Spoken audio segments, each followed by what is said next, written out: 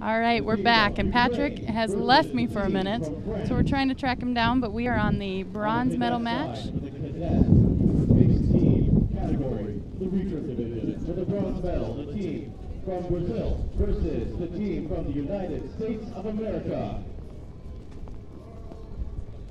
And I'm only seeing one team.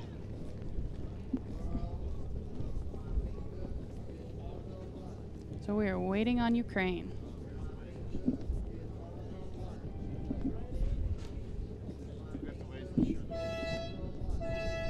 Now commencing the bronze medal match for both the junior and cadet Recurve mixed teams. Good luck, archers.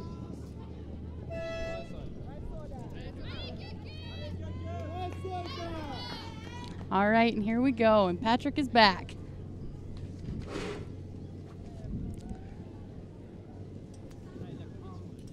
Hello, I'm back. Of Ukraine v France in the bronze medal match for the Recurve junior mixed team.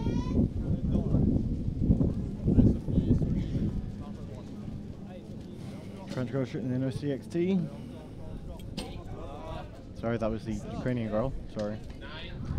French girl on the height, HPX, quattro limbs. Thomas Koenig with a monsterly long draw length. Of course, the man's about 6'5". Don't like his front hand. Yeah, he's shooting well though. Extra 10. Yeah, it looks like they might win this match. Definitely gonna win this set.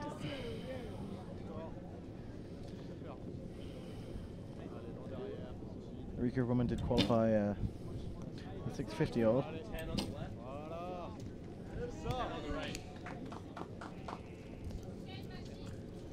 So yeah, they won that with a 39. That's very good shooting in windy conditions. Surprisingly that they're in the bronze shooting, that's the standard, but Chinese Taipei must be shooting better.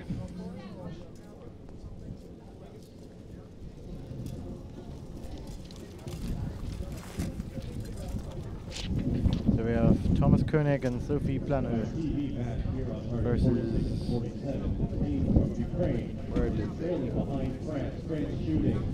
Sergii, Makarevych, and Solomiya, Trapeznikova. Here come the Gus. Big Gus to win. Do we know why the man with the white tails on the back of his quad is driving past here every time? Is it in case the boss is needed to be changed? That I don't know. Yes, I believe so. I don't know if there's a couple problem butts they're checking every end or... Because I would have thought to check them they would need somebody shooting at them. Yeah. As you can see now the flags of various countries going down the left-hand side. I very much categorize these railings, these like whatever type of fence this is, as a very American type of fence. Yes, this fence is everywhere. Yeah. It's a very typical fence. We don't have this type of fence in the UK. Really? Yeah. What do you have?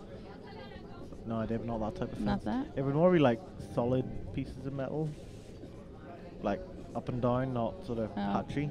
Interesting. Yeah, 39 to 34. French taking the lead in this junior mixed team bronze medal match. Yeah, you'll see a lot of volunteers buzzing around in yellow shirts kind of around the field. We have over 500 people volunteering this week from our community. Amazing. So 13 or 1,400 volunteer shifts. So a lot of people taking care of the archers. How big is the population of Yankton? We are just under 15,000. So smaller, but it's still a great community. Yeah. It is lovely how the entire town, is it a town or a city would you call it? A town, yeah. How the entire town's got behind the archery. Yes. When you drive around the town, you see these signs up where they put out the daily deals or whatever it is, and an awful lot of them have welcome archers, good luck archers, etc. Yeah. It's really nice to see. Yeah, good. And all the volunteers very friendly, help you out with whatever you like, start talking to you. Generally, it's a really nice atmosphere here in Yankton. It's really nice. All the little things that just make it like a world championship rather than just another archery competition. We've got, a lot of people would say there's nothing to do in Yankton, but we've got various different things we can do at the like On Thursday we've only got a half day. I think everybody has one match in the mornings. Then I think there's a rodeo tonight. Yeah. There's canoeing, there's hiking, there's visits to the local university, there's a buffalo ranch you can go and visit. Yes. There's loads of stuff to do. It's really, really good. Yeah, we are actually set right on the Missouri River, so we have a lot of water stuff to do, a lot of canoeing and really bow fishing and a lot of different opportunities. And we've got a beach party on Saturday, don't we? Yeah. That'll be fun. Hope for sun. Yeah, make some s'mores. I think they're having s'mores and different games. What and is a it'll be s'more? fun. A s'more? To me, a s'more is something that comes out of a mushroom. 2 graham crackers. What's a graham cracker? Kind of a sweet cracker. Okay. With a marshmallow. Do you have mallow or marshmallow? Yeah, we have marshmallows. Yes. Yeah. And you roast the marshmallow over a fire. Okay. To get it melted and a little brown. And then you smash it between the 2 graham crackers with Hershey's chocolate. That could be pretty. So it's just chocolate on top. Yeah. That sounds like it could be pretty awesome. Yes. Yeah. That is definitely the question a treat. Are you going to try. give a load of underage kids fire to play with? We probably are. Yeah, we'll be fine. Most of us are adults. Yes. Well, the juniors are adults. Yeah, Thomas Koenig, he's shooting not that heavy a poundage, but he's shooting 350 hours because he has something around a 31 or 32 inch draw length.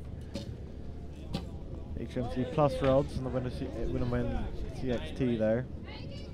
They're not being made to shoot alternate. Yeah, we're not doing 20 seconds on, 20 seconds off. We're keeping it at a 2-minute running clock. Got an arc system sight there on Thomas Koenig's bow. It's purely a French make, but thankfully their archery federation is over 100,000 members, so a company which only sells things to the French they could do fine. So what do you do with 100,000 members? Do they have a lot of local shoots, or? Yeah, there'll be huge amounts of local tournaments. Like in Northern Ireland, we have 37 clubs, and it's a population of 1.5 million. In England, and we have a competition pretty much every weekend, either field or target. And then in England, within your county, you can do a shoot every single weekend. Not necessarily a record status shoot, or like a FITA shoot, or 1440 or 720 shoot, but you can always find some form of shoot to do on every single weekend. So to get and to I'm your guessing the French is exactly. Yeah. To get to your national tournaments, do you actually qualify, or is that something that? National tournaments, we have national tournaments as in like the British Indoors, the British Outdoor Target Champs, the All British Fields. They're completely open to everybody, and just whoever enters, first come, first serve.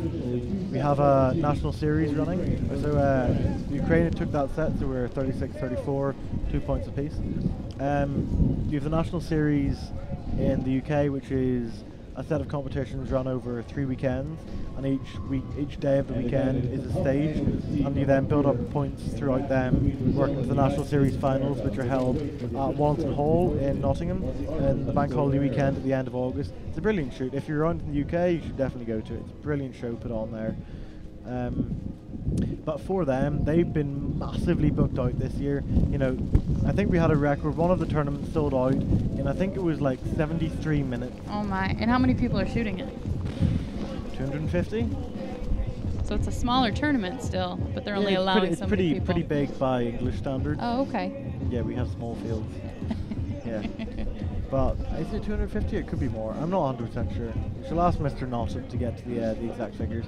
But for next year, what they've planned is that the tournaments, like the start dates will be announced ahead of time, so everyone knows when they're opening. A couple of these tournaments, the entry date opened, at 11 o'clock on a Tuesday morning.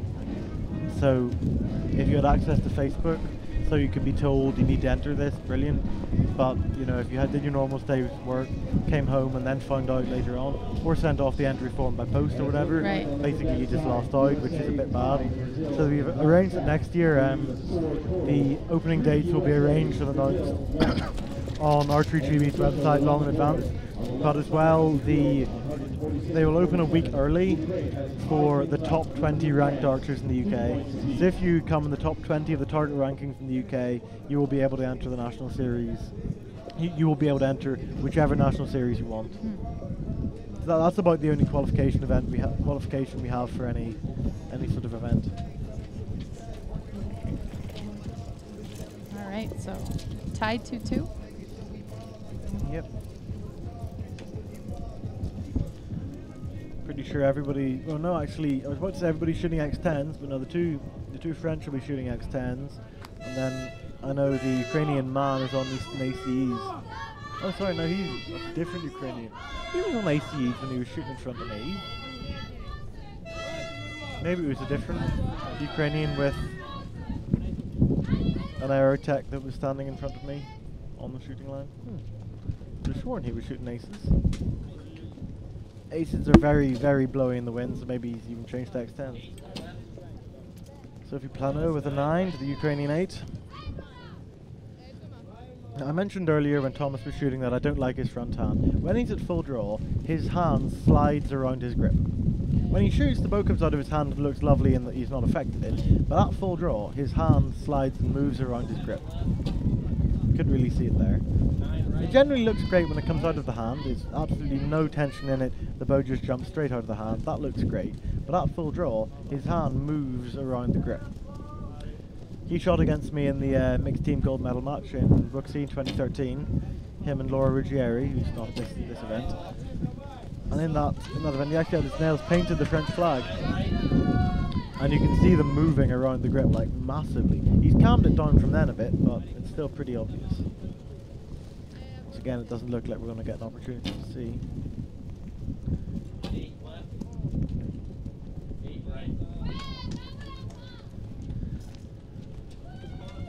So it looks like the French have gone 4-0 up, 3 9s and an 8 to a Ukrainian spattering. 4 points to 2 in the favour of France. You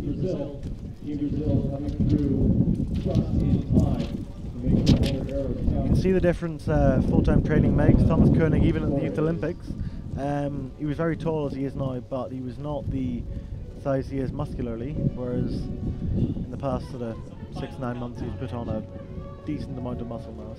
Yeah, there's not a typical build for archery, is there? No, there's a not lot at of all. different shape, different sizes, heights. Yeah, there is. I would almost say there's like a performance draw length that if you're above sort of 29, 30 inches, things get difficult. But then again, Brady shoots a 31-inch draw. Colin won World Cup last year, shot Colin Klimchek, or not last year in Antalya. He's shooting a 33-inch draw length. Thomas Koenig's on a 31-inch draw length. A lot of the Korean women will be on sort of 26, 27 inches. It's definitely not required. But yeah, then you've got tall, short, skinny, less skinny. Then again, as the sport becomes more athletic and professional, there's a lot more sort of athletic looking people here because they're training full time or they're training part time and generally putting in an awful lot more effort and training than people were before, which you can see by the scores. In Brooksea we were still shooting a 1440 round, but I'm sure if we shot a 1440 round now, the average score in the junior field would be, the average would probably be 10 or 15 points higher.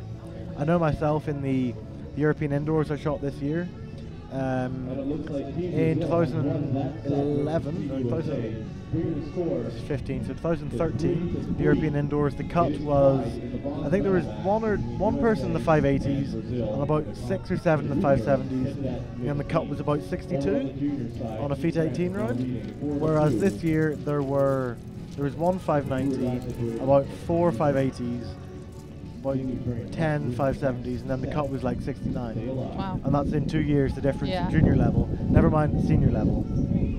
But then again, an awful lot of the juniors are competing for the senior events too, because the top under 21 archers are some of the top archers in their country. Like myself and Brad Denny, who are here shooting in the junior category, and Sally Gilder as well, we were all in Antalya 2 weeks ago competing for the senior team. Busy people. Absolutely. This is the 6th month of the year, and this is my 7th trip. So far this year I've done Nîmes, then Vegas, then Slovenia for the European Indoors, Marathon for European Grand Prix, then Shanghai, Antalya, and now Yankton.